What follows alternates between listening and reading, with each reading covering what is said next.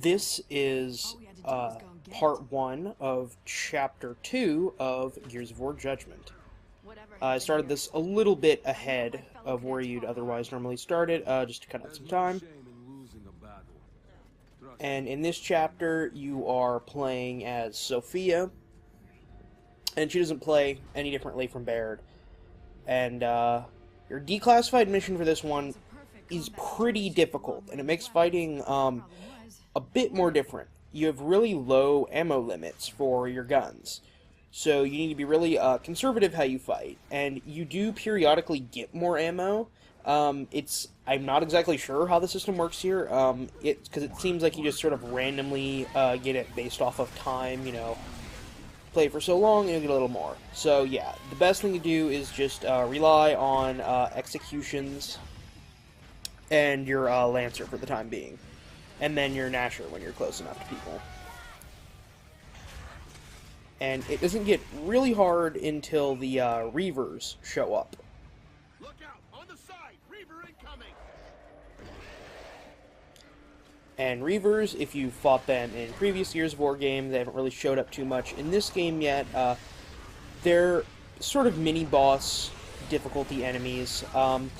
They drop in and they fire a cannon, and the Locust on their back, which is typically a Theron guard, will also be firing his weapon at the same time.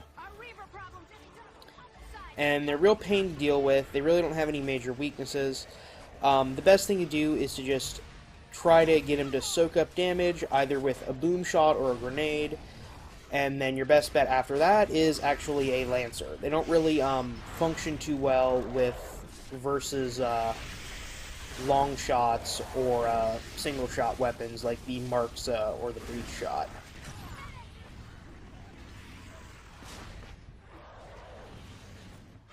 As you can see, they do a lot of damage per hit.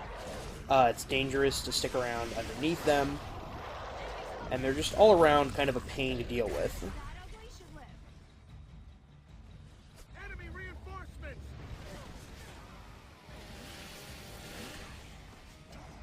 After you've taken out the Reavers, you can head up the side here, and there are a few more enemies here, but you should have an okay amount of ammo by now. And what you want to do is go and take out the turret on the right side, and from there you can more easily take out all these guys sort of behind cover, get around and flank them.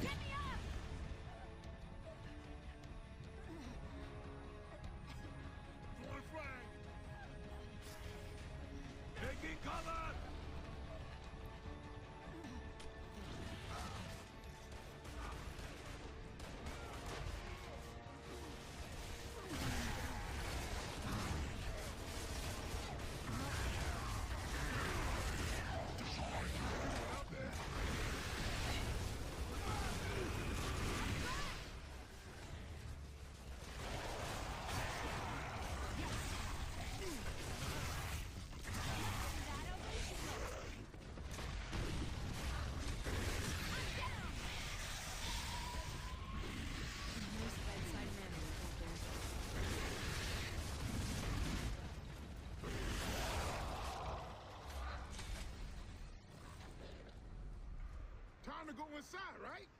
Yeah. Find the light mass missile beacon, and then get the hell out of here.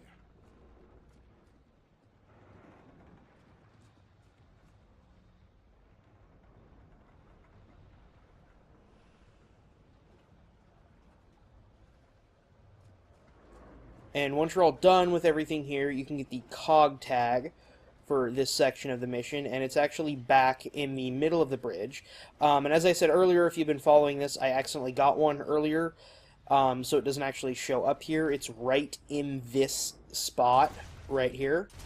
And so now if you're following along with this guide, I will have the correct count of COG tags for all the missions. And then once you've grabbed the COG tag, you can just head to the exit.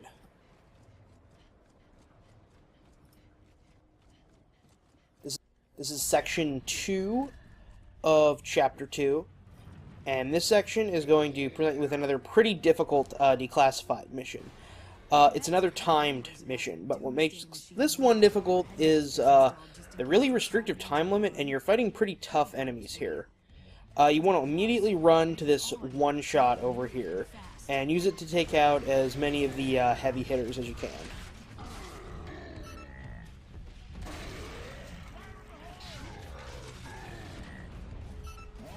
And you might need to restart this section a couple times. You can luck out with your enemy spawns here. There's a couple different kinds of waves that can spawn. And you want the one with these heavy hitters, because these guys are easier to take out. Because you can also get a wave that's full of Theron guards, and that is way more difficult to take out in the time you have allotted.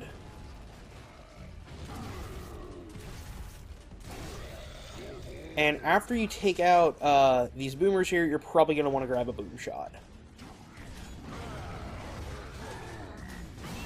And that'll help you take out these guys faster.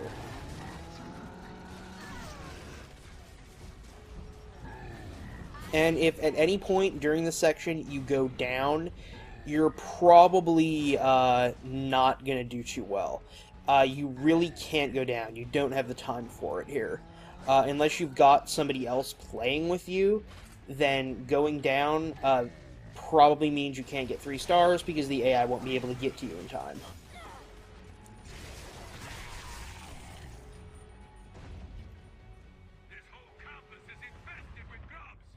We need to get to the lab now. Follow the signs for the Sci-Tech Institute. And these guys here, what really makes this section difficult. These are new enemies for Gears of War Judgment.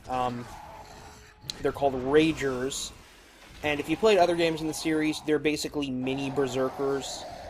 They are tough, they take a lot of damage, and if you're the only human player, they will directly charge for you. If you're the only human player, they'll directly charge towards you and try to kill you.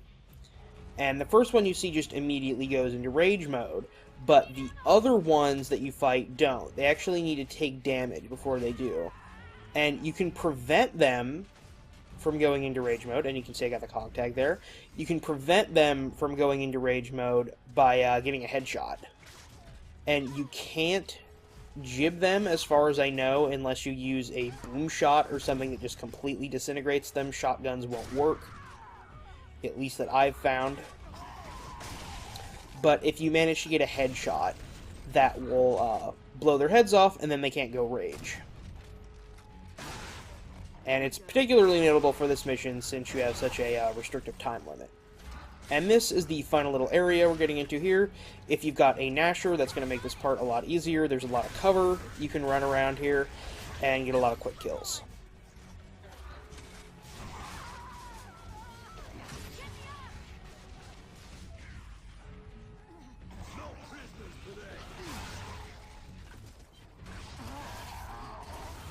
See, there you can see I tried to get the jig kill on the Rager, and it wouldn't go.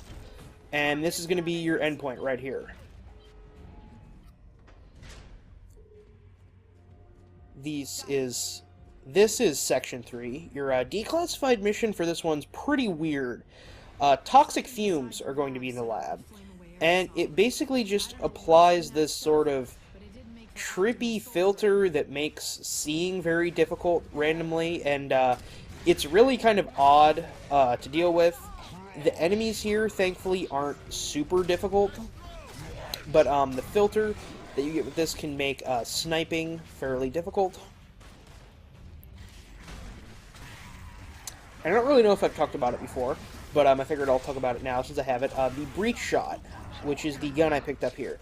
The breach shot, if you don't have access to a Markza, is a really good gun. If you get a Markza, you probably want to ditch your breach shot.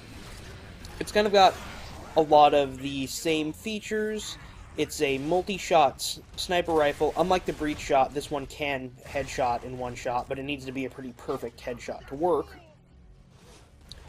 But this one has no scope, which makes it a little tougher, and it's also takes longer to fire between each shot, since you have to load each bullet individually. So, not as great of a DPS weapon as a Markza, but if you're good at getting headshots, it's probably about on par. But since it also has no scope, it's also very difficult to actually get headshots from long range. Thankfully, if you're playing the campaign, you're playing against AI, so if you can line up a headshot while they're sitting behind cover, they won't move, and you can shoot them very easily.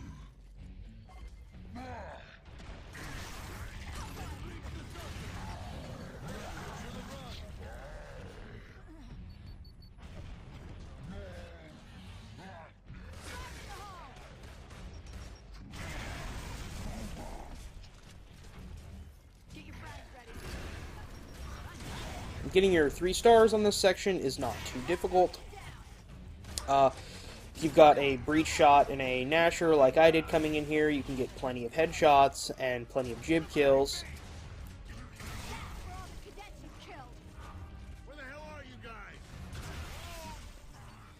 And then once all your enemies are dead, you're basically done with this section. There's a couple more minutes, but I'm going to cut it short.